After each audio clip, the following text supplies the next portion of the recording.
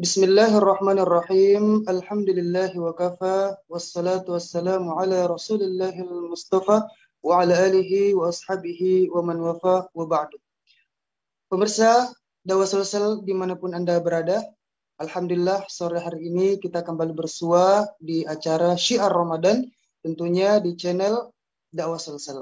Dan insya Allah hari ini kita akan membahas tema tentang menjaga ketakwaan pasca Ramadan. Dan insya Allah kita akan ditemani oleh narasumber kita, yakni Al-Ustaz Barlianta Abdullah. Dan Alhamdulillah beliau sudah hadir di tengah-tengah kita. Kami sapa dulu. Assalamualaikum Ustaz. Waalaikumsalam warahmatullahi wabarakatuh. Apa kabar sore hari ini Ustaz? Alhamdulillah sehat walafiat. Alhamdulillah. Tapi baik pemirsa. Bisa jelas? Iya. Alhamdulillah jelas sore. Ya, soalnya saya sudah tidak makan dari tadi pagi. Saya nggak makan dari tadi. Sama ya? Sama saya. Baik, pemirsa Dakwah Sulsel dimanapun Anda berada, jangan lupa untuk men-share channel kita sore hari ini ke teman-teman, kerabat, keluarga, agar sama-sama bisa mendapatkan manfaat dari apa yang akan kita bahas hari ini, dan sebagai ilmu jariah ya, amal jariah, yaitu menyebarkan ilmu yang bermanfaat. Nah, untuk itu kami persilakan kepada Al-Ustaz Al-Mukarram Barlianta Abdullah untuk menyapa pemirsa Dakwah Sulsel. Tafadhal Ustaz. Ya, baik, syukran. Bismillahirrahmanirrahim. Assalamualaikum warahmatullahi wabarakatuh. Waalaikumsalam warahmatullahi wabarakatuh. Alhamdulillah rabbil alamin alladzi bi ni'matihi tatimmus shalihat. Asyhadu an la ilaha illallah wahdahu la syarika lahu wa asyhadu anna Muhammadan abduhu wa rasuluhu khairul makhluqat. Allahumma salli wa sallim wa barik ala sayyidina wa habibina Muhammadin wa ala alihi wa sahbihi wa man tabi'ahum bi ihsan ila yaumiddin wa man tabi'a huda. Wa ba'd. Allah Ta'ala fi kitabil karim a'udzu billahi minasyaitonir rajim. Bismillahirrahmanirrahim. Innal ladzina qalu rabbuna Allah thumma istaqamu tatanazzalu 'alaihimul malaikah alla takhafu wa la tahzanu wa abshiru bil jannah allati kuntum tu'adun. Al-ayah sadaqallahul 'azim. Baik pemirsa yang dirahmati oleh Allah Subhanahu wa taala, insyaallah tema kita pagi sore hari ini adalah menjaga takwa pasca bulan suci Ramadan. Kita ketahui bersama bahwasanya Ramadan datang kepada kita itu dengan jelas, dengan maksud dan tujuan yang jelas. Sebagaimana Allah Subhanahu wa taala menegaskan dalam firman-Nya, "Ya ayyuhalladzina amanu kutiba 'alaikumus shiyam kama kutiba 'alal ladzina min qablikum la'allakum tattaqun." Hai orang-orang mukmin, telah diwajibkan atas kalian berpuasa sebagaimana orang-orang sebelum kalian, la'allakum tattaqun, agar kalian menjadi orang-orang yang bertakwa. Nah, karena itulah pantas dan sangat wajar jika para ulama mengatakan bahwasanya hakikat puasa itu sesungguhnya bukanlah sekedar menahan diri dari makan minum, menahan diri dari jima dengan istri, termasuk menahan diri dari semua yang membatalkan puasa. Tapi hakikat puasa itu adalah menahan diri dari segala macam perbuatan fujur, perbuatan ma'asi, perbuatan maksiat, perbuatan kedurhakaan kepada Allah dan Rasul-Nya. Sehingga dengan begitu menerapkan Ramadan itu ya berarti ketakwaan ini apakah akan mengalami kepudaran dan harus dijaga atau memang seperti apa Ustaz? Iya, kalau kita lihat fenomenanya, meskipun tadi saya katakan tadi bahwa tujuan Ramadan itu datang untuk menjadikan kita hamba yang bertakwa kepada Allah. Namun bisa kita melihat fenomena di masyarakat ya. Ramadan itu datang tiap tahun kepada kita. Tapi tidak bisa kita pungkiri, negeri ini negeri yang penduduk mayoritas Muslim, ya, maka secara otomatis mayoritas pejabatnya adalah Muslim. Maka secara otomatis pula mayoritas koruptornya adalah Muslim. Itu padahal Ramadan datang tiap tahun kepada kita, gitu ya. Ramadan datang tiap tahun. Tapi lihatlah fenomena yang bisa kita lihat dalam kehidupan kita sehari-hari. Kemudian kita berarti juga memang butuh dijaga Ustaz ya. Butuh dijaga. Kita lihat misalnya Ramadan, kita saksikan bulan Ramadan tempat pelacuran ditutup. Ya, pabrik minuman keras ditutup. Tapi begitu selesai Ramadan, pabrik minuman keras itu beroperasi lagi. Tempat pelacuran dibuka lagi. Gitu. Jadi seakan-akan pelacurnya tobat pas Ramadan. Habis Ramadan ya sudah kembali kepada habitatnya gitu, tidak bertobat lagi. Yang itu betul sekali masyarakat. Ya, bisa kita lihat. Betul sekali Ustaz. Nah, bagaimana Ustaz kalau misalnya kita melihat seorang mukmin itu giat beramal sunnah, rajin puasa sunnah, bahkan puasa Daud kalau perlu, ya, rajin umroh, ya bolak-balik ke tanah suci tiap bulan mungkin. Tapi kemudian meninggalkan amalan wajib itu seperti apa, Ustaz? Iya, apakah jadi kembali pada definisi takwa tadi. Jadi takwa itu disebutkan oleh Imam Ibnu Taimiyah. Takwa itu adalah seorang mukmin beramal dan melaksanakan ketaatan kepada Allah Subhanahu wa taala karena atau dengan petunjuknya, hudan, petunjuk Allah taala untuk meraih rahmat Allah Subhanahu wa taala. Sebaliknya, dia juga mengerjakan atau menjauhi larangan Allah Subhanahu wa taala dengan petunjuk Allah taala karena mengikuti petunjuk Allah taala itu dalam rangka menghindari azab, menghindari murka Allah Subhanahu wa taala. Sementara Imam Nawawi mengatakan takwa itu adalah menunaikan perintah-perintah Allah dan meninggalkan larangan-larangan dengan standar minimal. Para ulama mengatakan seorang dikatakan takwa itu minimalnya adalah dia mengerjakan yang wajib, fi'lul wajibat, dan dia meninggalkan yang haram, jadi tarkul haram. Ya, jadi mengerjakan semua perintah yang wajib dan meninggalkan semua larangan yang haram. Nah, kalau ada seorang mukmin dia mengerjakan yang amalan sunnah, perintah-perintah yang nafilah, ya, sementara pada saat yang sama dia meninggalkan perintah wajib, maka tidaklah seorang mukmin itu dikatakan sebagai hamba yang bertakwa kepada Allah Ta'ala. Dia mengerjakan puasa Syawal misalnya. Nabi merintahkan man shoma Ramadan tsumma itba'a sittan min Syawal kana kasyamud dhahr. Barang siapa yang berpuasa Ramadan kemudian melanjutkan puasa 6 hari di bulan Syawal, kata Nabi seakan-akan dia berpuasa sepanjang tahun. Dia mengerjakan puasa Syawal, tapi saat yang sama dia masih bertransaksi riba. Dia masih berakad, dia masih bermuamalah dengan praktek riba. Padahal itu kewajiban untuk meninggalkan, Ustaz, ya? Nah, padahal meninggalkan riba itu perkara yang wajib. Allah perintahkan dalam firman-Nya, ya ayyuhalladzina amanu taqullaha wa dharu ma baqiya minar riba in kuntum falam taf'alu fa'dhanu biharbin minallahi wa rasul. Hai orang-orang mukmin, bertakwalah kepada Allah dan tinggalkanlah sisa riba yang belum kalian pungut. Jikalau kalian adalah orang-orang beriman. Dan kata Allah, kalau kalian tidak mengerjakan hal itu, maka ketahuilah kalian sedang mengizinkan perang dengan Allah. Jadi kalau ada orang mukmin, dia mengerjakan perintah yang sunnah, yang nafilah, dia giat mengerjakan puasa sunnah, gitu ya. Tapi saat yang sama dia meninggalkan perintah wajib misalnya, maka otomatis dia belum dinilai sebagai hamba yang bertakwa di sisi Allah Subhanahu wa taala. Bahkan kalau kita baca hadis Nabi, pada hadis yang disahkan, Nabi pernah menceritakan kepada para sahabat, Nabi SAW, ada seorang wanita, jadi ada seorang wanita yang setiap malam dia qiyamul lail dan siangnya dia shaum. Jadi malamnya dia qiyamul lail, salat malam, dan siangnya dia shaum. Dia mengerjakan semua perintah sunnah. Dia tahajud malam hari dan dia berpuasa di siang hari. Tapi kata Nabi SAW, hiya finnar, perempuan itu di neraka. Lalu sahabat bertanya, Rasul, mengapa bisa ya Rasul? Kata Nabi SAW, karena mulutnya, ya. Jadi dia banyak melakukan, dia banyak mengucapkan qaulaz zur, kata-kata menyimpang. Qaulal rafat, kata-kata yang kotor. Atau mungkin qaulal fujur, ya, ucapan-ucapan fujur, misalnya mengadu domba, namimah tetangganya, ya, atau menghibah, gitu ya. Mengumbar atau merusak kehormatan saudara dengan mengumbar aibnya, ya, dan kalimat-kalimat yang lain gitu. Nah, ini semua adalah perbuatan-perbuatan yang menyimpang, ya, perbuatan pelanggar yang melanggar hukum Allah SWT, perbuatan-perbuatan haram. Sehingga meskipun dia mengerjakan perintah-perintah yang sunnah, dia mengerjakan qiyamul lail, dia mengerjakan shaum sunnah tiap hari, tapi pada saat yang sama dia melanggar larangan Allah yang haram, maka kata Nabi SAW, dia finnar, perempuan itu di neraka.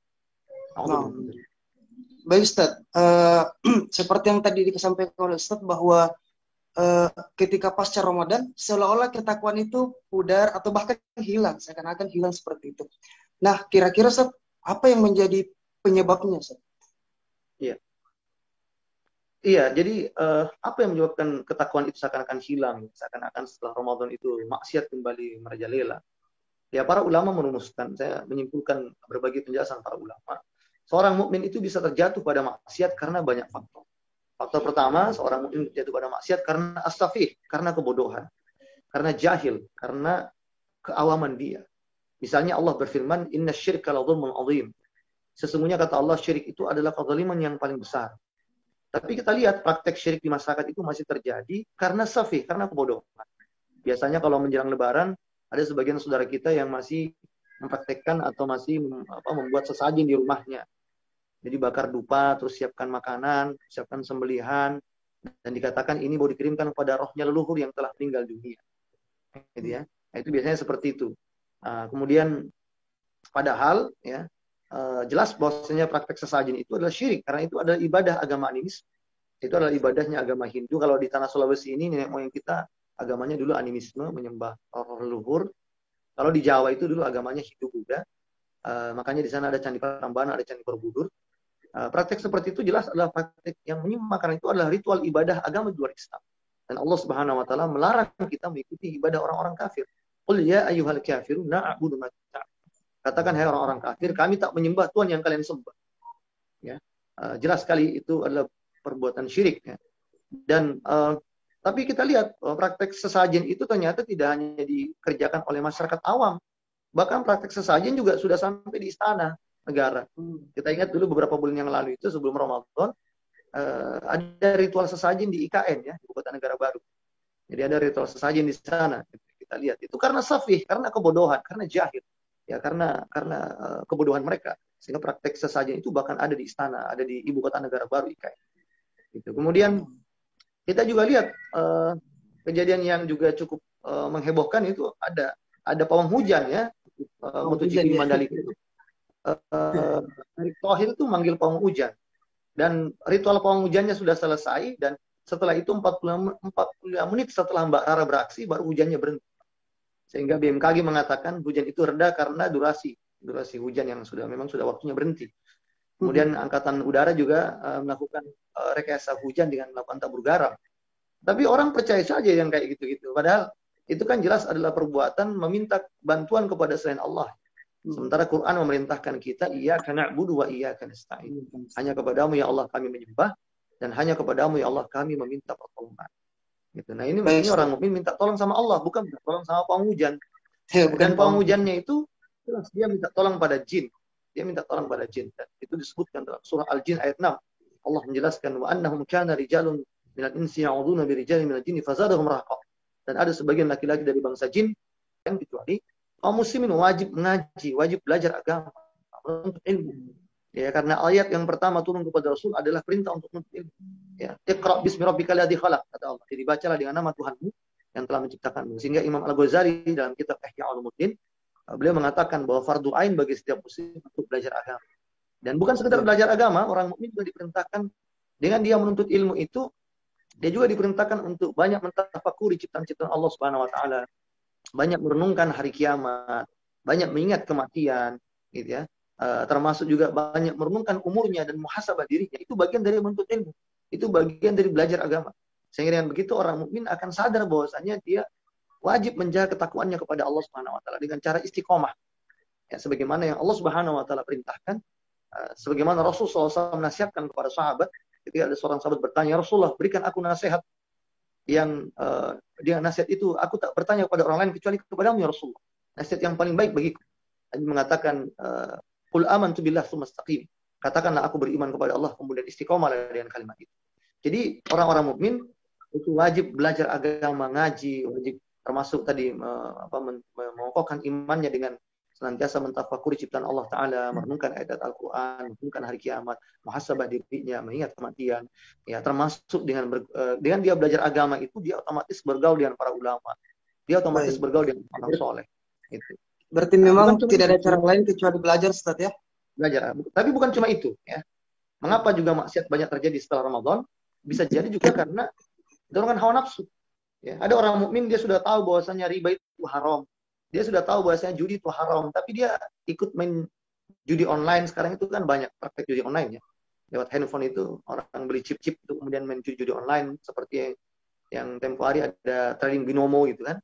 Itu kan judi sebenarnya dan para ulama kontemporer ya Asy-Sya'rawi di Mesir, Ibnu Utsaimin di Madinah, termasuk Syekh Ziyad Ghazal Yusuf As-Sabatin itu mengatakan semua trading saham itu judi. Ya, tapi kadang ada orang itu sudah paham. Ya. Orang Indonesia itu kan begitu katanya. Paling mudah percaya ya. Paling gampang ditipu. Gitu. Sudah tahu ini investasi bodong. Sudah tahu ini investasi riba. Sudah tahu ini investasi. Tapi masih banyak juga orang yang melakukan itu dan terlibat dalam hal seperti itu. Itu karena bisa jadi karena tadi dorongan hawa nafsu. Karena itulah Nabi mengajarkan pada kita untuk mengendalikan hawa nafsu. Nabi bersabda, la yu'minu ahadukum hatta yakuna hawahu taba'an lima jitu bih. Tidak beriman seorang di antara kalian sampai dia menjadikan hawa nafsunya mengikuti risalah Islam yang aku bawa.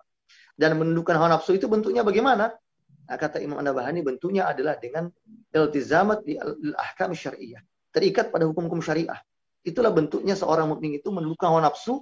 Seorang mukmin itu istiqomah dalam ketakwaan kepada Allah, yaitu dengan terikat pada hukum-hukum syariah, di mana dia tidak bebas mengerjakan perbuatannya, ya, melainkan dia senantiasa menyandarkan seluruh perbuatannya, ya, dengan hukum-hukum Allah Subhanahu Wa Taala.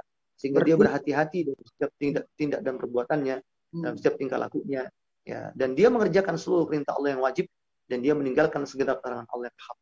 Nah, itu Jadi hawa juga nafsu yang Pak menyebabkan Ustadz, hawa nafsu yang tadi. tadi Ustadz sampaikan Ya, bahwa hawa nafsu itu harus ikut ke tunduk pada syariah. Nah, ya kalau ada betul. orang yang mengatakan Ustadz menjadikan hawa nafsu itu justru sebagai alasan.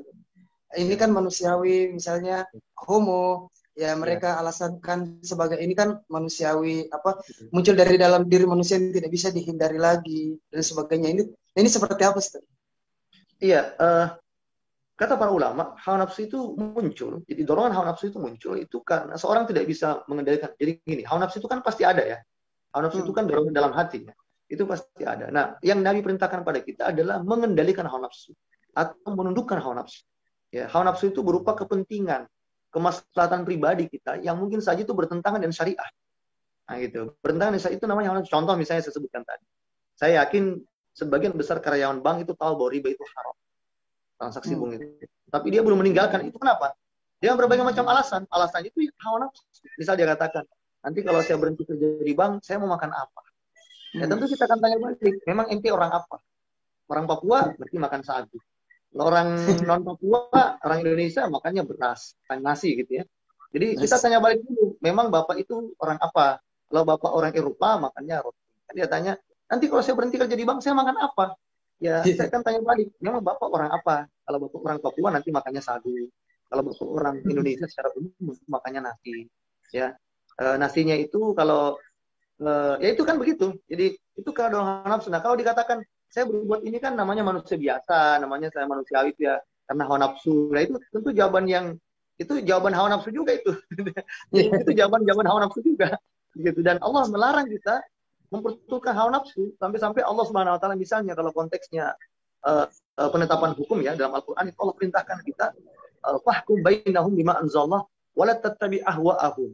Hendaklah kalian memutuskan perkara berdasarkan apa yang Allah turunkan yaitu Al-Quran dan Sunnah dan janganlah kalian mengikuti hawa nafsu mereka, hawa nafsu orang-orang kafir.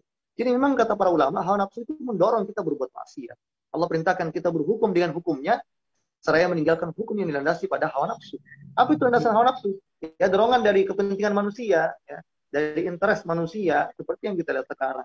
Orang membuat hukum itu aturan undang-undang karena dorongan interest mereka, kepentingan mereka. Makanya wajar kalau undang-undang korupsi mengatakan korupsi di bawah 20 juta itu tidak dipenjara. Tidak cukup mengembalikan harta ke negara 20 juta ke bawah. Karena memang itu dibuat oleh orang-orang yang punya dorongan hawa nafsu interest, kepentingan bahwasanya dia mungkin saja dia akan terlibat praktek korupsi seperti itu sehingga dia buat aturan yang memudahkan bagi. Gitu. Jadi ini alasan kalau orang mengatakan ya wajar lah kalau saya berbuat maksiat kan hawa nafsu. Itu alasan kalimat itu juga karena hawa nafsu. Gitu. Hawa Itu nafsu juga juga. kalimat yang dorong oleh hawa nafsu. Gitu. Jadi kalau sederhananya begini ya, dorongan hawa nafsu itu terjadi karena seseorang yang sudah terbiasa berbuat maksiat. Ala bisa karena biasa. Ya. Jadi tidak ada orang yang lahir ke dunia langsung jadi orang takwa, langsung jadi orang soleh, langsung jadi orang baik. Tidak ada. Sebagaimana juga tidak ada orang lahir ke dunia itu langsung jadi orang jahat. Tidak ada. Yang ada adalah dia membiasakan diri untuk taat atau dia membiasakan diri untuk maksiat. Jadi semuanya karena faktor kebiasaan. Nah, orang yang menundukkan hawa nafsunya itu dia berupaya untuk membiasakan diri untuk taat pada Allah. Seraya membiasakan diri untuk meninggalkan maksiat di sisi Allah Ta'ala. Dan Ramadan ini kan madrasah. Ramadan ini adalah latihan, sekolah, ya, ujian untuk melatih seorang hamba itu untuk membiasakan diri, melaksanakan ketaatan kepada Allah dan meninggalkan maksiat kepada Allah Subhanahu wa Ta'ala. Nah, Ya, kemudian baik saya Ustaz. lanjutkan dulu sedikit ya. Tadi kan antum tanyakan apa yang menyebabkan kenapa takwa itu Ya, seakan-akan betul. pudar dan hilang. Jadi selain karena tadi hawa nafsu itu, yang ketiga juga karena godaan syaitan. Ya, bisa jadi ada orang yang tahu ini haram, dia juga sudah bisa mengendalikan hawa nafsunya. Tapi ada lagi godaan syaitan.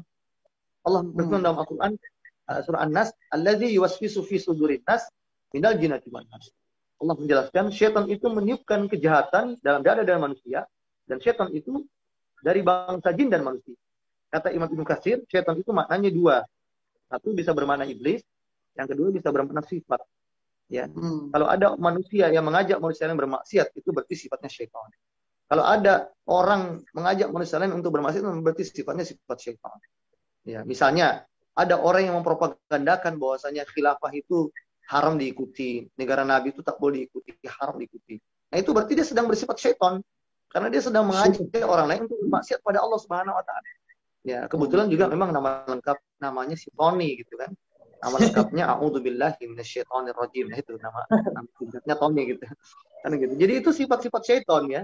Sifat-sifat syaitan, dan itu dipastikan oleh Allah Subhanahu wa taala ketika iblis dulu diusir dari surga. Iblis memastikan, kata iblis, aku akan goda manusia dari anak cucu Adam, ada nama anak cucunya dari berbagai penjuru. Dari depan, dari belakang, dari samping, kiri dan kanan. Saya akan goda anak cucu Adam agar mereka bermaksiat kepada Allah Subhanahu wa taala. Dan kata iblis, aku tak bisa menggoda mereka dari atas dan bawah. Karena atas itu tempat mereka meminta kepada Tuhannya, dan bawah itu adalah tempat mereka sujud kepada Tuhan. Jadi itu. Nah, karena itulah para ulama mengatakan, agar kita terhindar dari maksiat, ya, dan kita bisa tetap menjaga ketakwaan di sisi Allah, maka selain kita diwajibkan tadi belajar agama, ngaji, gitu ya, berguru pada ulama, gitu ya, kemudian bersahabat dengan para ulama, ya, kemudian juga tadi menundukkan hawa nafsu dengan terikat pada hukum-hukum syariat, melaksanakan segenap perintah Allah yang wajib dan meninggalkan segenap larangan yang haram. Di samping dua hal itu, kita juga wajib melaksanakan aktivitas dakwah, aktivitas amar ma'ruf nahi munkar, bagaimana yang Allah perintahkan, wa tawasau bil haqqi wa tawasau bis sabr. Hendaklah kalian saling menasihati dalam kebenaran, dan hendaklah kalian saling menetapi dalam kesabaran. Sehingga dakwah itu wajib bagi setiap muslim. Ya, dakwah kepada suami mendakwahi istrinya, menasihati istrinya, bapak menasihati anak-anaknya. Nah, sekarang banyak anak-anak gadis itu sering pulang sampai di rumahnya ya sudah jam 7 pagi dia sampai. Begitu sampai di rumah bapaknya tanya, kenapa nih jam 7 kamu baru pulang? Anaknya bilang, loh Kak, bapak sendiri yang bilang anak gadis tidak boleh pulang malam. Jadi saya pulang pagi, kata dia. Nah, itu wajib bapaknya itu menasihati anaknya, dakwah didik anaknya agar dia terhindar dari maksiat dan takwanya bisa dipelihara. Di samping itu juga Islam mewajibkan adanya kelompok dakwah di masyarakat. Wal takum minkum ummati yad'una ila khair wa ya'muruna bil ma'ruf wa yanhauna 'anil munkar wa ulaika. Dan hendaklah di antara kalian, kata Allah, ada segolongan kaum yang mengajak kepada al-khair, mengajak kepada Islam, beramar ma'ruf nahi munkar, dan kata Allah, mereka itulah orang-orang yang baik. Jadi mesti ada dakwah, kelompok dakwah yang berdakwah di tengah-tengah masyarakat, ya, tidak hanya berdakwah kepada umat, tapi juga berdakwah kepada para penguasa. Ya, karena penguasa lah yang menjalankan hukum dan aturan di tengah-tengah masyarakat. Kalau penguasa menjalankan hukum kufur, maka wajar kalau kemudian masyarakatnya itu hidup dengan kekufuran dan jauh dari ketakwaan pada Allah. Maka kelompok dakwah ini konsisten berdakwah tidak hanya menasihati umat, tapi juga menasihati para penguasa. Kemudian yang terakhir, yang keempat ya. Yang keempat, mengapa ketakwaan itu pudar di masyarakat? Ini penyebab utamanya. Karena hadirnya nizamul kufur, hadirnya sistem kufur di tengah-tengah masyarakat. Imam Al-Ghazali mengatakan dalam kitab Al-Iqtisatul I'tiqad, ad-din wa sultan ta'amani, ad-din usun wa sultan haris. Wa mala ustalau fa mahdumun wa mala haris fa dhaif. Agama dan kekuasaan itu dua saudara kembar. Agama itu ibarat pondasi dan kekuasaan itu ibarat penjaga. Segala sesuatu tanpa pondasi akan runtuh dan segala sesuatu tanpa penjaga akan lenyap. Sehingga kata para ulama, hilangnya khilafah dan tidak adanya penerapan syariah itu adalah umun jaraim. Itu adalah induk dari segala kejahatan. Sehingga mengapa takwa itu hilang setelah Ramadan berlalu? Mengapa kemaksiatan, kejahatan, kefasikan, kemungkaran itu merajalela setelah Ramadan berlalu? Bahkan kemaksiatan itu masih ada di bulan Ramadan. Ya. Masih ada di bulan Ramadan. Kita lihat ada perbankan, riba, gitu ya. Ramadan itu masih ada. Ya. Ada transaksi bursa saham, ya. Ada pengadilan ya negeri, pengadilan sipil, pengadilan tinggi. Yang di situ diterapkan hukum-hukum kufur. Ya, kita lihat di tengah-tengah masyarakat ada gedung dewan yang di situ juga dibuat hukum kufur. Itu kan kemaksiatan semua itu. Ya, bahkan itu adalah di antara maksiat-maksiat yang ismun kabir, itu dosa-dosa besar di tengah-tengah masyarakat. Mengapa itu bisa semua ada? Ya, karena adanya sistem kufur yang berlaku. Dalam hal ini kalau di negeri kita sistem demokrasi di bidang pemerintahan dan sistem kapitalisme ya atau neoliberalisme di bidang ekonomi. Sehingga apa yang terjadi, lihatlah bagaimana kemungkaran itu dianggap hal yang biasa, bahkan dilegalkan oleh negara. Ketika sejumlah daerah membuat perda tentang larangan miras, kemudian perda itu semua ditutup, diminta oleh Kemendagri untuk ditaruh di laci. Karena itu bertentangan dengan undang-undang di pusat yang membolehkan minuman keras. Kan begitu. Jadi ini, karena kemaksiatan itu merajalela dan takwa itu seakan-akan pudar, karena negara menjalankan hukum kufur, maka memang untuk menjamin bahwasanya ketakwaan itu ada di tengah-tengah masyarakat pasca Ramadan, maka negara itu wajib menerapkan sistem Islam, wajib menerapkan syariat Islam. Dan bentuk negaranya tentu adalah negara khilafah. Sistemnya bernama khilafah dan pemimpinnya namanya khalifah. Sebagaimana dalam sejarah kita membaca ada namanya khulafah Rasyidin. Ada para khalifah yang lurus dan Nabi perintahkan kita untuk mengikuti para khalifah yang lurus itu. Nabi bersabda, "Fa'alaikum bisunnati wa sunnatan khulafah Rasyidin." Ikutilah sunnahku, kata Nabi, dan sunnah khulafah Rasyidin yang lurus, yang mendapatkan petunjuk. Karena itu wajib negara menjalankan syariat, menegakkan hukum Allah Subhanahu wa taala. Seperti pada zaman Nabi. Pada zaman Nabi itu kita baca di kitab Bulughul Maram karya Imam Ibnu Hajar Asqalani. Nabi itu kalau selesai sholat 5 waktu menjadi imam, itu Nabi balik ke belakang. Mengapa Nabi balik ke belakang? Karena Nabi ingin mengecek siapa laki-laki yang tidak ke masjid. Itu kan Nabi cek satu persatu. Kemudian Nabi katakan pada para sahabat, bakar rumahnya laki-laki yang tidak ke masjid. Dan sahabat mengatakan, Rasul di rumah itu bukan cuma laki-laki, ada juga perempuan. Maka Nabi mengatakan kalau begitu jangan dibakar karena perempuan tidak wajib sholat di masjid. Nah, mengapa Nabi itu sampai mengancam akan bakar rumah? Karena Nabi itu kepala negara, Nabi itu penguasa, pemimpin, bukan sekedar imam sholat gitu. Jadi kalau di zaman Nabi itu penguasanya juga sekaligus imam sholatnya. Jadi mestinya itu imamnya Masjid Al-Markas itu gubernur gitu. Itu kalau di zaman Nabi kayak gitu. Ya, bahkan amil zakat itu kalau dalam Islam, bagaimana kita baca di kitab-kitab tafsir mu'tabar para ulama, amil zakat itu adalah penguasa. Dia adalah kepala daerah. Sebagaimana dulu ketika Nabi SAW mengutus Mu'adz bin Jabal sebagai amil zakat sekaligus sebagai gubernur di Yaman. Gitu. Sehingga yang ada sekarang itu bukan amil, panitia zakat itu bukan amil, bahkan Baznas itu bukan amil, karena amil zakat itu adalah penguasa yang ditunjuk oleh khalifah. Lah khalifahnya tak ada. Bagaimana mungkin ada amil zakat? Nah, itu jadi memang mesti ada negara yang menerapkan syariah, negara itu memerintahkan apa yang Allah perintahkan, negara itu melarang apa yang Allah larang, dan negara itu menjatuhkan sanksi bagi orang-orang yang melanggar hukum Allah, termasuk negara itu menyebarluaskan dakwah ke seluruh dunia untuk menegakkan hukum Allah di seluruh muka bumi. Nah, kalau itu diwujudkan, barulah masyarakat yang takwa itu betul-betul bisa hadir di tengah-tengah kehidupan manusia. Barulah ketakwaan hakiki itu betul-betul hadir di tengah-tengah masyarakat, bukan ketakwaan semu sebagaimana yang kita lihat sekarang. Takwa itu seakan-akan hanya pada bulan Ramadan, dan takwa itu seakan-akan hanya pada 2 aspek, yaitu ibadah dan akhlak saja. Tapi takwa itu tidak ada pada seluruh aspek kehidupan. Sementara kata para ulama, takwa itu adalah wajib melaksanakan seluruh perintah Allah, minimal yang wajib, dan meninggalkan seluruh larangan Allah, minimal yang haram. Ya ayyuhalladzina amanu udkhulu fis silmi kafah. Hai orang-orang mukmin, masuklah kalian ke dalam Islam secara keseluruhan. Sehingga itulah menyebabkan mengapa takwa itu seakan-akan pudar di masyarakat, dan begitu pula solusinya agar takwa itu tetap bisa hadir meskipun Ramadan telah berlalu. Allah. Baik, Ustaz. Jadi ada sebagian pemahaman di masyarakat, Ustaz, ya, bahwa ketika saya sholat, ketika saya puasa, ya, haji dan lain-lain sebagainya, ya, bersedekah, membayar zakat, umroh, ya, kemudian meninggalkan perbuatan-perbuatan yang dilarang oleh Allah, ya, dia merasa sudah bertakwa, dia merasa sudah bertakwa. Tetapi dia meninggalkan satu hal, yaitu dakwah. Nah, salah satu alasannya karena sudah banyak orang yang berdakwah, sudah banyak ustaz, sudah banyak mubalik, sudah banyak ormas-ormas dakwah. Kemudian dia, saya tidak usah ikut-ikutan, ya, untuk cari aman lah seperti itu, atau mungkin ya takut memecah belah umat karena harokat-harokat tersebut. Nah, sebenarnya apakah kemudian orang-orang seperti ini bisa dikatakan sebagai orang yang sudah bertakwa, Ustaz? Walaupun dia tadi sudah melakukan amalan-amalan individual kepada Allah, vertikal, tetapi meninggalkan dakwah. Nah, ini seperti apa, Ustaz?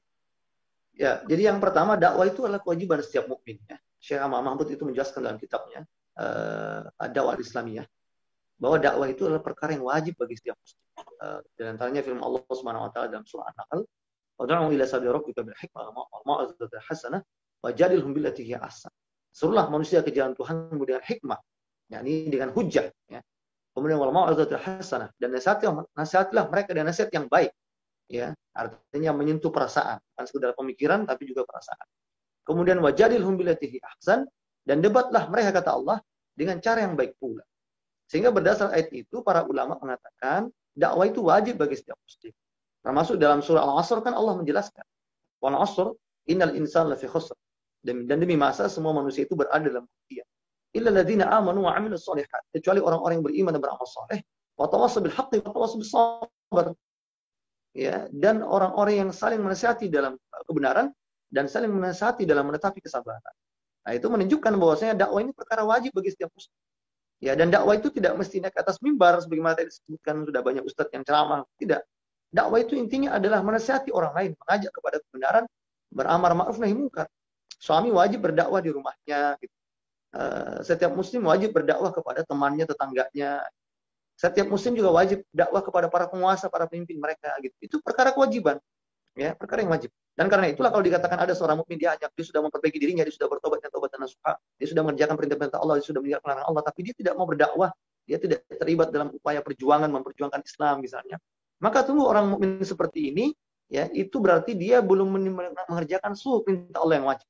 Ya, ada satu perintah yang belum dia kerjakan, yaitu perintah berdakwah yang Allah Subhanahu wa taala. Nah, karena itulah tentu orang mukmin seperti ini belumlah meraih takwa dengan sempurna, gitu ya. Belum meraih derajat takwa dengan sempurna karena dia belum menyampaikan. Sementara Nabi merintahkan kita balighu anni wal ayat. Sampaikanlah dariku meskipun hanya satu ayat. Sehingga wajib bagi setiap muslim sekali lagi untuk berdakwah, dan itu bagian dari metode dalam Islam untuk mewujudkan masyarakat yang bertakwa seperti yang saya sebutkan tadi. Dakwah itu wajib ada di tengah-tengah umat. Hanya saja memang kalau tadi dikatakan saya khawatir nanti memecah belah umat. Sebenarnya tidak memecah belah umat. Jadi keberadaan ormas-ormas Islam, kelompok-kelompok dakwah itu sama sekali tidak memecah belah umat. Yang keliru itu bukan keberadaan ormasnya atau kelompok. Yang keliru hanyalah sikap dan perilaku sebagian aktivis dakwah yang mereka bersikap ta'assub kepada kelompoknya. Ya, kemudian mengutip hadis Nabi dalam riwayat Tirmidzi, Nabi menjelaskan bahwa umatku terpecah menjadi 73 golongan. Hanya satu yang masuk surga, sisanya masuk neraka. Gitu. Padahal mereka mengklaim itu, Ustaz. Ya, bagaimana? Mereka kadang-kadang ada kelompok yang mengklaim bahwa mereka layak itu. Betul. Padahal kalau kita baca hadis yang lain, riwayat Bukhari Muslim, itu Nabi mengatakan hadis ini kalau secara matan itu seakan-akan bertentangan dengan hadis yang tadi. Kalau hadis tadi kan mengatakan umatku 73 terpecah menjadi 73 golongan, cuma satu masuk surga. Berarti lebih banyak neraka. Tapi kalau kita baca riwayat Bukhari, Nabi katakan, Nabi bersabda, kullu ummati dukhulul jannah illa man aba. Semua umatku itu masuk surga. Gitu. Illa man aba, kecuali yang tidak mau. Nabi ditanya, mah ya man aba ya Rasulullah? Siapa yang tak mau ya Rasulullah? Kata Nabi, man ata'ani faqad dakhal jannah wa man asani faqad aba. Siapa yang taat kepadaku, dialah yang mau masuk surga, dan siapa yang membangkang padaku, dialah yang tidak masuk surga. Jadi keberadaan kelompok-kelompok dakwah tadi itu tidak boleh menyebabkan mereka ta'assub. Itu betul itu kalau itu. Ya. Tidak boleh menyebabkan menjadi fanatik terhadap kelompoknya, terhadap golongannya, mazhabnya. Karena namanya perbedaan mazhab itu ada perbedaan mazhab, baik itu di mazhab akidah, ibadah, maupun mazhab siasat, politik, itu sudah ada sejak zaman dulu. Ya, bahkan sejak zaman Nabi itu sahabat sudah bermazhab, ada namanya mazhab sahabat. Itu. Sehingga kalau kita baca di kitabnya Syekh Abu Zahra itu beliau menulis sejarah munculnya mazhab itu luar biasa. Kitabnya berjudul Tarikhul Mazahibul Islam fil Aqaid wal Fiqhiyah was Siyasah. Jadi sejarah munculnya mazhab-mazhab Islam, ya, baik di bidang akidah, fikih maupun politik. Itu kesimpulannya bahwa memang mazhab itu ada sejak zaman Nabi SAW. Ya. Karena itu tidak ada masalah ada perbedaan dari sisi kelompok tadi mazhab itu, tetap dakwah itu jalan meskipun memang ada perkara-perkara yang sifatnya sudah usul pokok, ya. Sifatnya sudah maklum jadi betul. Perkara yang telah dipahami secara luas oleh masyarakat, oleh kaum muslimin, karena itu perkara wajib. Ya, misalnya tadi saya sebutkan wajibnya menegakkan syariah, wajibnya menegakkan khilafah, gitu ya. Wajibnya berhukum dengan hukum Allah Ta'ala, gitu ya. Haramnya riba, gitu. Wajibnya jilbab. Ini perkara-perkara yang sudah qat'i, perkara-perkara yang sudah usul, perkara pokok. Di situ tidak boleh lagi umat Islam itu berbeda-beda pendapat, kemudian dakwahnya mereka berbeda-beda, gitu ya. Seruannya mereka berbeda-beda. Itu mestinya tidak terjadi itu lagi. Gitu. Jadi sekali lagi, kalau ada orang mukmin yang hanya memperbaiki dirinya tapi tidak berdakwah, itu berarti dia masih melalaikan perintah Allah yang wajib itu. Wajib bagi dia untuk meninggalkan sikap seperti itu dan segera ikut serta dalam upaya memperjuangkan tegaknya Islam, aktivitas dakwah, melangsungkan amar ma'ruf. Baik. Bagaimana dengan Islamofobia, Ustaz, yang hari ini kemudian dituduh sebagai Islam radikalisme atau kemudian terorisme? Apakah ini mencerminkan masyarakat takwa atau seperti apa, Ustaz? Iya, memang tentu kita sedih ya, kita sangat menyesalkan gejala Islamofobia itu tampaknya kian hari kian marak di tengah masyarakat kita di Indonesia khususnya. Ya. Jadi orang itu seperti sudah mudah sekali. Katanya baru-baru ada pengurus masjid bilang ke saya, katanya baru-baru ada perempuan lagi, ya. Betul ya, dari YouTube. Saya belum cek videonya itu. Ada perempuan itu yang menghina-hina Islam. Dia kayaknya non Muslim ya, orang kafir ya. Itu menghina-hina Islam gitu. Ada siapa ini mantan Saifuddin ya, apa namanya itu, Saifuddin Ibrahim gitu. Dan dulu juga jangan akan dicap lagi sebagai orang gila, Ustaz. Iya, itu banyak itu yang apa namanya memang gejala Islamofobia, dan itu kayaknya tidak hanya di kalangan masyarakat awam ya. Sampai di level pejabat juga kita lihat gejala Islamofobia itu kok sepertinya ada di berbagai kalangan. Kita sering mendapati pernyataan Menteri Agama dulu membandingkan azan sama bumbung anjing. Kemudian juga ada rilis dari BNPT yang mengatakan bahwa berapa itu ada 100 berapa itu sekian 115 kalau nggak salah itu pesantren yang terduga serang radikal, serang teroris. Kemudian bahkan ada sempat sebelum Ramadan itu ada rilis daftar penceramah radikal gitu ya. Termasuk pernyataan-pernyataan Prof. Mahfud MD yang kontroversi soal khilafah gitu. Negara Islam dikatakan haram hukumnya kita mengikuti negara Nabi. Kemudian dikatakan lagi yang terbaru beliau mengatakan di Twitternya itu bahwa khilafah itu bukan sistem yang baku. Kemudian tadi tuduhan-tuduhan radikalisme, tuduhan-tuduhan terorisme itu terus disematkan kepada umat Islam. Gitu ya. Ini fakta yang tentu saja menyedihkan bagi kita ya. Dan kalau ada yang seperti itu, tentu saja itu bukan hamba yang bertakwa kepada Allah. Bahkan kalau kita bahas dalam pembahasan fikih puasa, fikih saum ya, itu para ulama mengatakan kalimat-kalimat seperti itu adalah qaulan zur, itu adalah ucapan yang menyimpang, yang menyebabkan orang yang berpuasa itu rusak pahala puasanya, bahkan bisa membuat pahala puasa itu hilang. Sebagaimana yang Nabi ingatkan dalam sabdanya, kam min sha'imin laisa lahu min syahmil ju'atas. Banyak orang yang berpuasa kata Nabi tapi tidak mendapatkan apa-apa dari puasanya kecuali lapar dan haus. Nah itu begitu. Ada orang mukmin berpuasa tapi dia mengucapkan kalimat-kalimat qaulan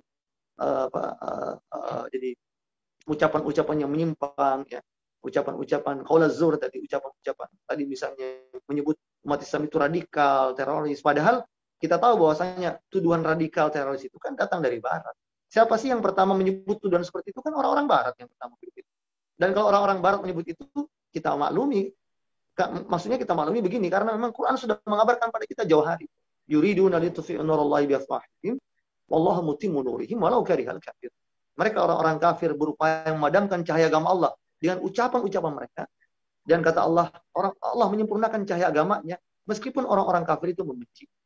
Nah, itu jelas. Artinya apa? Orang kafir itu kalau menuduh kita radikal, teroris, memang karena Allah sudah pastikan mereka itu akan berupaya memadamkan cahaya agama Allah. Nah, ini yang aneh kalau orang mukmin sendiri. Ya.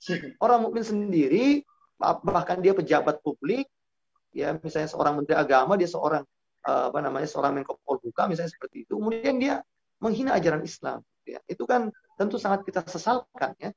Tentu sangat kita tentu umat Islam sangat kecewakan hal itu. Ya, tentu akan kecewakan hal itu karena tadi Islam mengajarkan kita untuk berkata-kata mulia, apalagi bulan Ramadan ya. Kita menahan diri dari segala macam ucapan fujur gitu. Nah, itu karena itulah tuduhan radikalisme, terorisme segala macam sekali lagi itu tuduhan orang-orang kafir. Umat Islam tidak boleh ikut-ikutan membuat tuduhan seperti itu. Jangan sampai kita masuk dalam kecaman Allah dalam Al-Qur'an, wal munafiqin wal munafiqat ba'duhum awliya'u min ba'd ta'muruna 'anil ma'ruf wa tanhauna 'anil munkar. Dan kata Allah, munafik laki-laki dan perempuan itu kata Allah, sebagian mereka adalah penolong bagi sebagian yang lain. Mereka mengajak kepada yang mungkar dan mereka mencegah dari yang ma'ruf. Itu jangan sampai seperti itu. Ya, jadi umat Islam ini harus jelas mendakwakan Islam, memperjuangkan tegaknya syariah, mewujudkan hadirnya masyarakat takwa kepada Allah Subhanahu wa taala, bukan sebaliknya. Menuduh umat Islam itu radikal, teroris, ya, kemudian mengungkapkan kalimat-kalimat yang menunjukkan dia benci kepada Islam dan ajaran Islam, Islamofobia. Ya, padahal Islam inilah yang akan menyelamatkan kita di dunia maupun di akhirat nanti. Islam inilah yang akan menjamin kebahagiaan hidup kita di dunia dan akhirat nanti. Nah, begitu. Baik, Ustaz. Tadi kami menggarisbawahi tentang istilah khilafah yang Ustaz sampaikan bahwa ketiadaan khilafah ini menjadi salah satu faktor pemicu terjadinya kepudaran ketakwaan di tengah-tengah masyarakat pasca Ramadan. Bahkan pada saat Ramadan pula pun seperti itu. Nah, kira-kira siapa saja yang ikut andil dalam dosa yang karena ketiadaan khilafah ini? Iya, Allah Subhanahu wa taala berfirman dalam surah Al-Maidah 44, 45 dan 47, "Wa man lam yahkum bima anzalallahu fa ulaika humul kafirun." Dan barang siapa yang berhukum tidak dengan hukum Allah Subhanahu wa taala, kata Allah, fa ulaika humul kafirun. Mereka itulah orang-orang kafir. "Wa man lam yahkum bima anzalallahu fa ulaika humul fasiqun."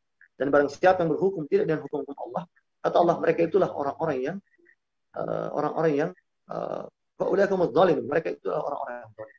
Fa ulaika humul fasiqun. Mereka itulah orang-orang yang fasik. Karena itulah Imam Nabahani mengatakan, beliau mengatakan dalam kitab Nizamul Hukum Islam, siapa saja yang berdiam diri atas berlakunya hukum kufur dan ditinggalkannya syariat Islam di tengah-tengah masyarakat, ya maka dia bisa terkategori sebagai kafir kalau dia menolak syariat Islam secara keyakinan, etikot. Dia bisa dikatakan zalim atau fasik kalau dia menolak syariat Islam karena kebodohannya maupun karena hawa nafsu. Itu. Nah, itulah kalau ditanyakan siapa yang berdosa atas pemberlakuan hukum kufur, tentu yang paling berdosa adalah para penguasa yang menjalankan hukum kufur. Kemudian juga para ulama yang membiarkan hukum kufur itu berlaku. Ya, umat ini jadi bodoh kan ulamanya tidak menyampaikan. Gitu. Tidak menyampaikan seluruh ayat Al-Qur'an Karim. Ya, sebagian ayat disembunyikan, sebagian ayat dibacakan. Ya. Ayat tentang kisos itu tidak dijelaskan, tapi ayat tentang puasa disampaikan. Kutiba alaikumusiyam itu disampaikan dan diserukan pada umat untuk mengerjakan. Tapi ayat tentang kisos, kutiba alaikumul kisos itu tidak disampaikan. Ya, dan tidak ada ajakan untuk menerapkan itu. Gitu. Jadi tentu tidak hanya para penguasa, para ulama juga bertanggung jawab atas masalah ini. Mereka para ulama yang tidak ikut serta berjuang menegakkan syariat Islam, berjuang untuk mengembalikan khilafah Islamiyah, itu juga akan diminta pertanggungjawaban dan itu juga tentu itu dinilai berbuat maksiat atas berlakunya hukum. Dan tentu saja seluruh masyarakat muslim secara luas ya.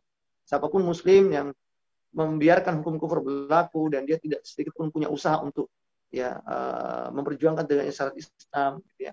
Ya, maka itu semua akan diminta pertanggungjawaban. Nanti setiap kita akan dihisab oleh Allah daripada mahsyar tentang apa kontribusi yang kita lakukan untuk mengembalikan khilafah Islam, untuk mewujudkan masyarakat Islam, untuk mewujudkan kehidupan Islam. Itu semua kita akan dihisab oleh Allah.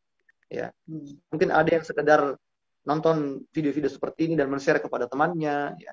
Mungkin ada yang sekedar mengajak teman-temannya ikut kajian, ya. Itu semua insya Allah itu bernilai ya sebagai aktivitas menggugurkan kewajiban untuk berdakwah di jalan Allah Subhanahu wa taala.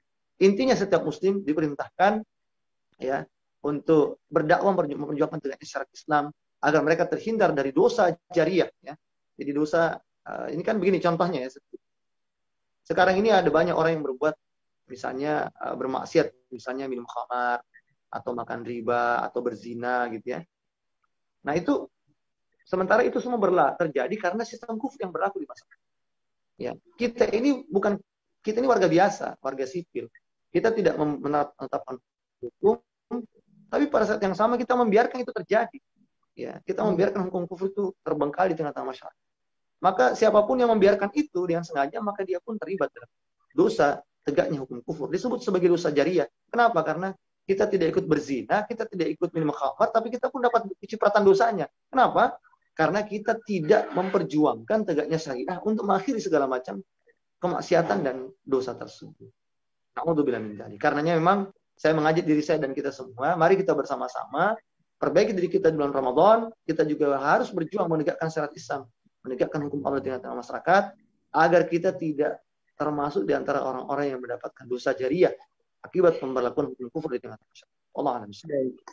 Baik Ustaz, masih banyak yang ingin kita diskusikan, hanya saja kita dibatasi oleh waktu. Dan bagi pemirsa channel Dakwah Sulsel dimanapun Anda berada yang ingin bertanya, silakan menuliskan pertanyaannya di kolom chat ya live Zoom kita sore hari ini. Dan alhamdulillah Ustaz, sudah ada beberapa pertanyaan yang masuk. Sini ada atas nama Syamsul Alam. Pertanyaannya, ada orang yang ketika Ramadan berakhir merasa telah merdeka sehingga bebas berbuat apa saja. Gimana memahamkannya Ustaz?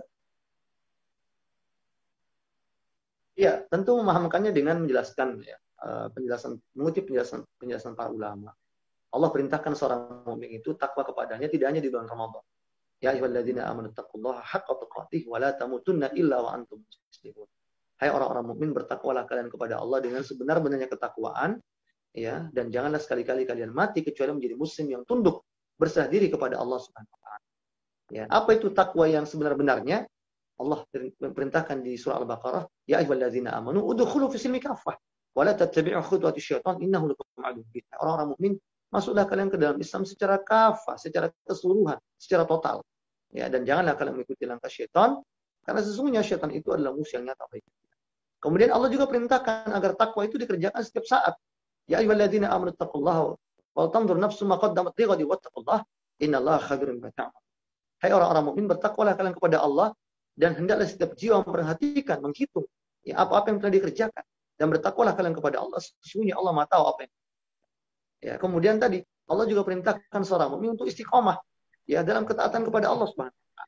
Sehingga seorang mukmin itu diperintahkan taat pada Allah bukan hanya Ramadan, tapi di luar Ramadan. Jangan sampai begini, ada orang Ramadannya dia taat pada Allah. Begitu selesai Ramadan, dia maksiat lagi. Nah, malaikat Israel datang mencabut dia pada saat dia maksiat. Bukan di bulan Ramadan gitu. Karena Allah min dzalik. Nah, karena itulah bagi orang mukmin tadi wala tamutunna, jangan kalian sekali-kali kalian mati, ya. Wala tamutunna, sekali-sekali kalian mati, ya. Jadi wala tamutunna illa wa antum muslimun. Kecuali kalian dalam keadaan menjadi muslim yang tunduk, pasrah, patuh pada Allah Ta'ala. Gitu ya.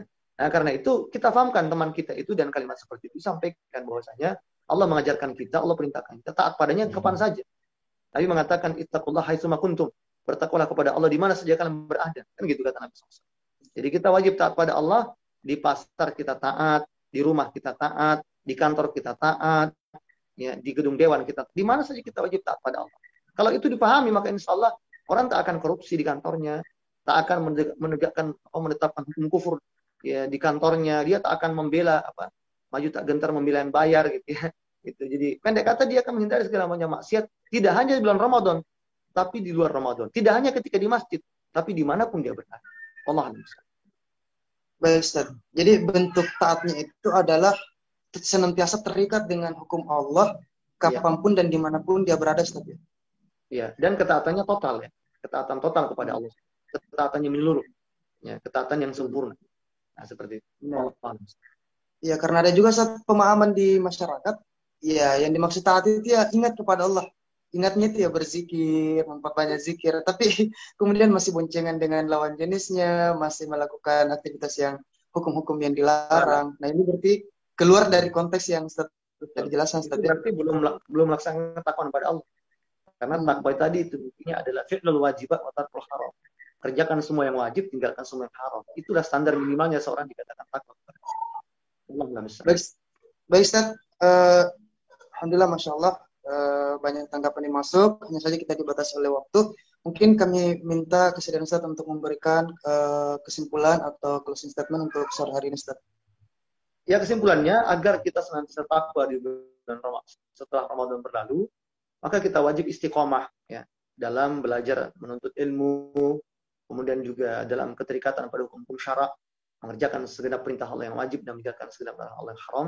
Kemudian bukan cuma itu, kita juga terus wajib istiqomah dalam dakwah, ya, menyuarakan Islam, beramal ma'ruf nahi munkar, dan terus menyuarakan kembalinya kehidupan Islam di tengah-tengah masyarakat, menasihati para penguasa. Ya, kemudian yang terakhir, kaum muslimin wajib bersama-sama bahu-membahu merapatkan shaf, ya, meluruskan barisan untuk berjuang mengembalikan kehidupan Islam di bawah naungan syariat Islam, di bawah naungan khilafah al minhajul nubuwah. Allah menjamin masyarakat, Allah menjamin setiap muslim yang bertakwa kepada Allah, Allah berikan balasannya di dunia dan di akhirat. Allah berfirman, "Wa may yattaqillaha yaj'al lahu makhraja wa yarzuquhu min haitsu la yahtasib." Dan barang siapa yang bertakwa kepada Allah, kata Allah, kami akan berikan jalan keluar atas seluruh masa hidupnya dan kami beri dia rezeki dari arah yang tidak disangka-sangka datang. Juga Allah Subhanahu wa taala menjanjikan, "Innal muttaqina fi jannatin na'im." Sesungguhnya orang-orang bertakwa kepada Allah, mereka dimasukkan ke dalam surga yang penuh dengan kenikmatan. Begitu juga Allah janjikan kepada masyarakat yang bertakwa, "Walau anna ahlal qura amanu wattaqau lafatahna 'alaihim barakatin minas samai wal ardh." Dan seandainya penduduk negeri itu beriman dan bertakwa kepada Allah, kata Allah, maka kami akan bukakan pintu barokah atas negeri mereka yang seluas-luasnya, baik dari langit maupun dari bumi. Jadi kalau masyarakat itu bertakwa kepada Allah, tegak hukum Allah Ta'ala, tegak syariat Allah Subhanahu wa Ta'ala, tegak hukum-hukum Allah di tengah masyarakat, maka itu akan mendatangkan keberkahan dari langit maupun dari bumi. Begitu pula Allah Subhanahu wa taala menjanjikan kepada orang-orang yang istiqomah dalam ketakwaan kepada Allah, istiqomah dalam dakwah, istiqomah dalam keterikatan pada hukum syara, istiqomah dalam memperjuangkan tegaknya syariat Islam. Allah menjanjikan, "Innal ladzina qalu rabbuna Allah tsumma istaqamu tatanazzalu 'alaihimul malaikah alla takhafu wa la tahzanu wa abshiru bil jannah allati kuntum tu'adun." Sesungguhnya orang-orang yang mengatakan Tuhan kami adalah Allah, kemudian istiqomah dengan kalimat itu sampai mati, kata Allah, kami akan turun malaikat kepada mereka menyampaikan, engkau tak perlu takut, tak perlu bersedih hati. Dan kepada mereka dijanjikan, diberikan kabar gembira, yakni surga yang disediakan kepada mereka. Karena inilah kuncinya agar kita bisa mewujudkan ketakwaan pasca Ramadan. Kita istiqomah dalam menuntut ilmu agama, belajar agama, ngaji, kemudian istiqomah dalam keterikatan pada hukum syariah, kemudian juga istiqomah dalam dakwah di jalan Allah Ta'ala, dan yang paling penting, bersama-sama berjuang menegakkan masyarakat yang takwa, negara yang bertakwa, kehidupan yang dipenuhi dengan ketakwaan pada Allah, yaitu kehidupan Islam di bawah naungan syariat Islam, khilafah ala minhajul nubuwah. Ada yang mengatakan istiqomah itu berat, Ustaz, karena godaannya harta, tahta, wanita, nikita, macam-macam. Ya, saya katakan istiqomah itu memang berat. Ya, karena kalau ringan namanya istirahat. Walaupun minkum, subhanallahi wa bihamdihi, asyhadu an la ilaha illa anta wa astaghfiruka wa atubu ilaik. Assalamualaikum warahmatullahi wabarakatuh. Waalaikumsalam warahmatullahi wabarakatuh. Jazakallah khair Ustaz atas closing statement-nya. Pemirsa dakwah Sulsel dimanapun Anda berada, demikianlah pemaparan dari Ustadz Barlianta Abdullah yang memberikan banyak pelajaran bagi kita. Hari ini sudahlah kita memiliki nafsu yang akan berpeluang membuat kita ketakuan kita turun atau bahkan hilang. Ditambah lagi banyaknya syaitan yang akan berkeliaran setelah Ramadan nanti yang akan menggoda kita sehingga ketakuan kita mungkin akan hilang. Plus terlebih lagi kita hidup di masyarakat yang tidak Islami atau tidak diterapkannya hukum Islam. Sebaliknya justru diterapkan hukum kufur yang sangat-sangat memungkinkan kita akan terjatuh ke dalam kemaksiatan dan hilangnya ketakwaan dalam diri kita. Untuk itu dibutuhkan semangat yang luar biasa dan usaha yang ekstra. Sebagaimana yang disampaikan oleh Ustadz Barlianta tadi bahwa kita harus bersama-sama ya menyatukan barisan ya bahu-membahu dalam membentuk masyarakat Islami yang hanya dengan itulah kita akan mampu mewujudkan takwa secara kafah dan takwa dalam secara umum. Baik pemirsa yang dimuliakan Allah Subhanahu wa taala, terima kasih atas perhatiannya. Kami ucapkan juga terima kasih yang sebesar-besarnya kepada Ustadz Barlianta Abdullah yang telah hadir menyiapkan waktunya hadir pada sore hari ini. Semoga sehat selalu Ustadz. Amin. Dan pemirsa yang belum subscribe channel kita silahkan di subscribe karena insya Allah setiap hari di bulan suci Ramadan ini kita akan menghadirkan tema-tema menarik yang insya Allah dibutuhkan oleh masyarakat. Baik, saya Haryadi mohon undur diri. Wabillahil hidayah wa taufiq. Wassalamualaikum warahmatullahi wabarakatuh. Waalaikumsalam.